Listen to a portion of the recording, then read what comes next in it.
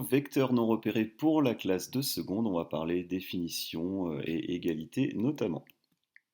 Donc la définition d'un vecteur, eh bien, c'est un segment orienté ayant pour extrémité un point de départ et un point d'arrivée.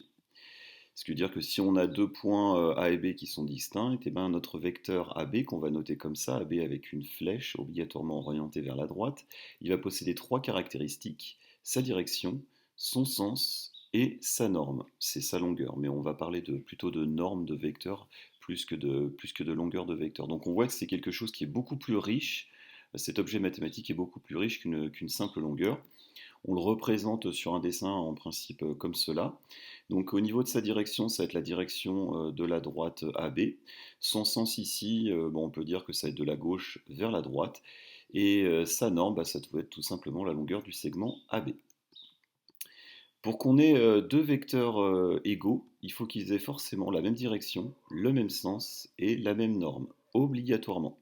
Donc là, si on se prend une série de vecteurs un petit peu et qu'on regarde ceux qui seraient égaux, si je regarde par exemple le vecteur AB par rapport au vecteur HG, eh bien on voit qu'apparemment ils ont la même norme, même longueur, ils ont la même direction, hein, les droites GH et les droites AB sont parallèles, par contre ils n'ont pas le même sens, hein, GH va de la droite vers la gauche et AB va de la gauche vers la droite, donc ils ne sont pas égaux.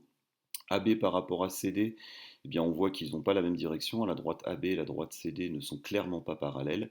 Par contre, si je regarde AB par rapport à EF, on remarque qu'ils ont la même direction, hein. La droite AB et la droite EF ont l'air d'être bien parallèles, le même sens de la gauche vers la droite et la même norme.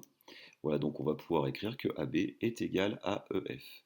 J'insiste, les flèches des vecteurs sont obligatoirement vers la droite quand on utilise cette notation-là. Les vecteurs opposés, eh bien, c'est des vecteurs qui ont même direction, même norme, même longueur, et qui ont des sens opposés par contre. Donc voilà, par exemple, là, on a deux vecteurs qui sont opposés, hein. On a bien AB et DC qui ont la même direction. La droite AB et la droite DC sont parallèles, la même longueur, mais par contre, ils ont des sens opposés. Donc on va le noter, AB est égal à moins DC, pour montrer un petit peu le fait qu'ils soient opposés. Une petite remarque, c'est qu'on a le vecteur AB qui est égal à moins le vecteur BA. Ça nous sera parfois intéressant quand on va commencer à voir les sommes de vecteurs. On utilisera ça de temps en temps, notamment pour supprimer les moins devant les vecteurs et les repasser en positif. Et enfin, on va finir avec milieu et vecteur. Si I est le milieu de AB, alors on va avoir AI égale IB, niveau vectoriel. Et ensuite, le vecteur AB est égal à 2 fois le vecteur AI, qui est égal à 2 fois le vecteur IB. Je vous fais un petit schéma. Ici, on a I qui est au milieu de AB. Si je représente le vecteur AI et le vecteur IB, on voit bien qu'ils sont égaux. Et on voit bien aussi que le vecteur AB va être égal à soit 2 fois le vecteur AI, soit 2 fois le vecteur IB. Voilà, je vous remercie pour cette petite vidéo introductrice des vecteurs non repérés. On se retrouve très bientôt pour une autre nouvelle vidéo.